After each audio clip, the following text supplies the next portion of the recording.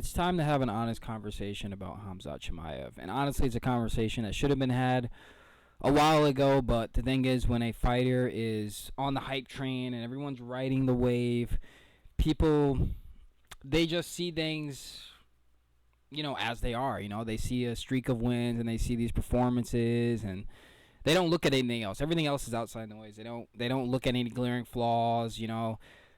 They see, for years we heard about how Khamzat was unbeatable, nobody at 185. I don't see anyone at 185 beating Khamzat. I don't see anybody beating Khamzat. And that was even said at 170, despite the fact that he nearly lost to Gilbert Burns and he arguably lost to Kamaru Usman. At the most, that fight was a draw, but when you look at those fights in isolation, because I know UFC fans don't actually watch fights, they look at results and look at clips, and then they, draw their conclusions from that. But if you actually look at those fights, especially the Kamaru Usman fight, you'll notice a pattern of Khamzat is very front loaded, right? Like, he does everything he's going to do in the first 10 minutes of the fight, right? Like, everything he's going to do, he puts that all into the first 10 minutes of the fight.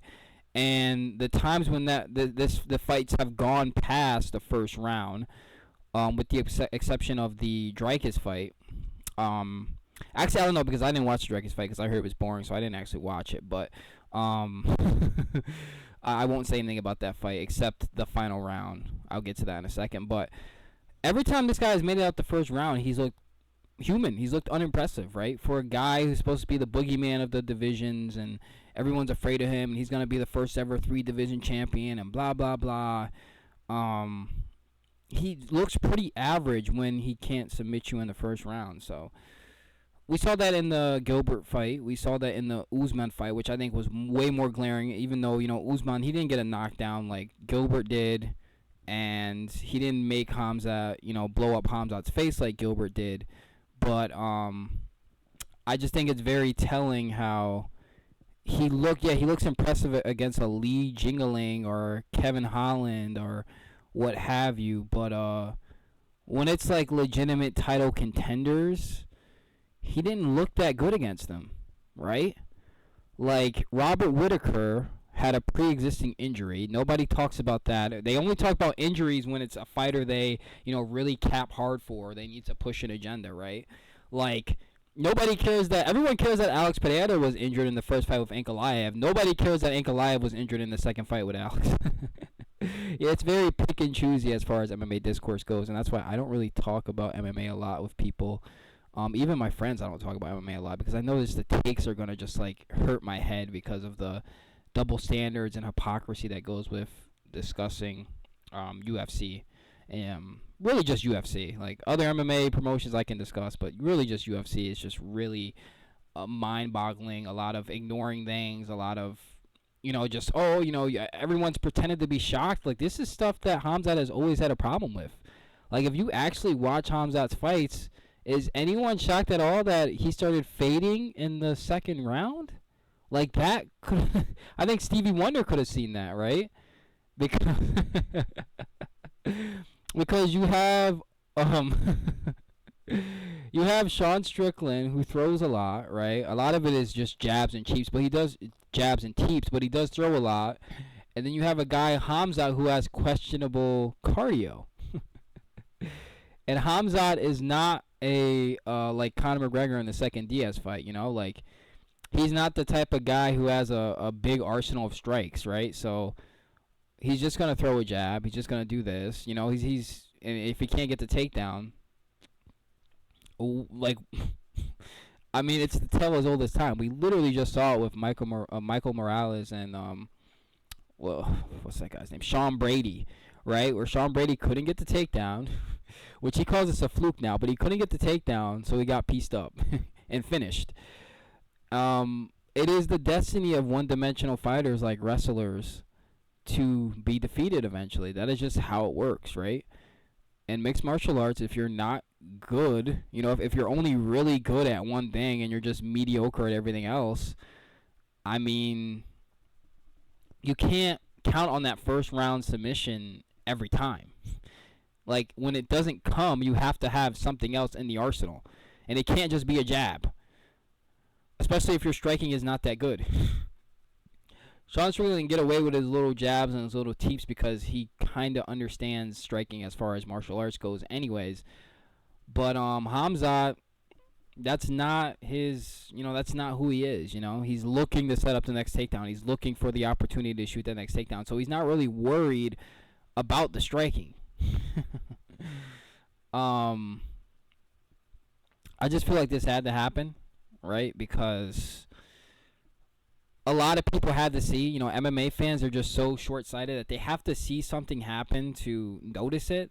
So now that they've seen Khamzat lose in this way, they have two choices. They can either cope with it and come up with all these excuses, like a lot of them are, or they can see things for as they are and look at his previous fights where he's gone the distance.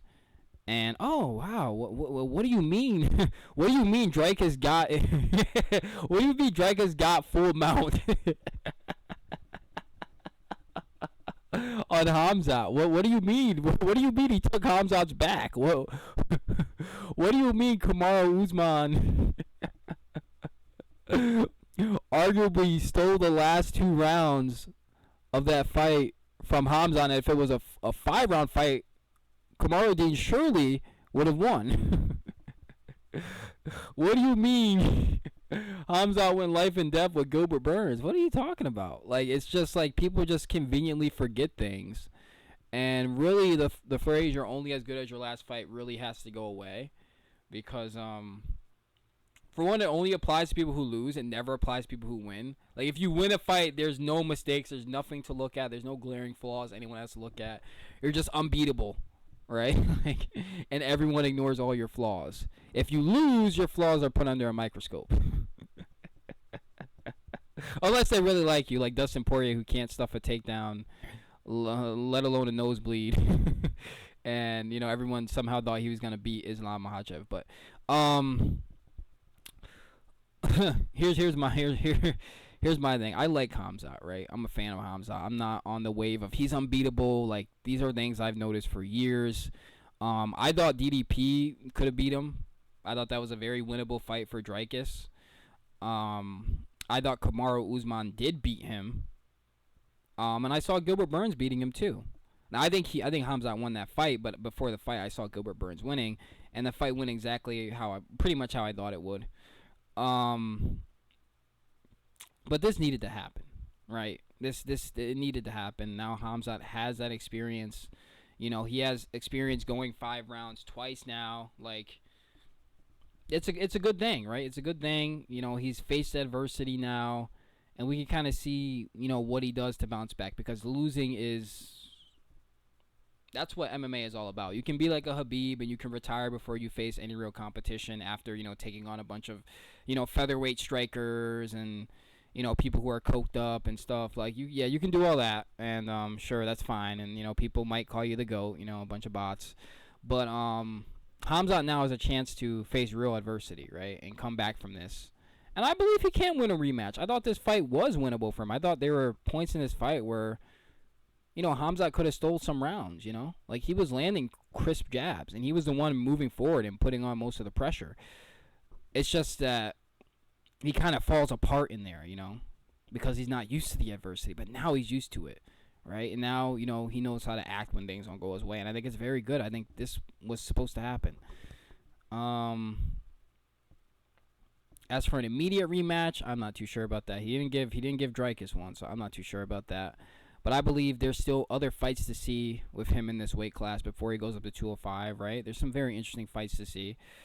And I think he has a good shot at beating Sean Strickland. I really don't think Sean Strickland is really that good. I don't think he's that good. And I don't think his striking is that good. I just think most people in MMA don't know how to deal with a jab. Strickland himself doesn't know how to deal with a jab.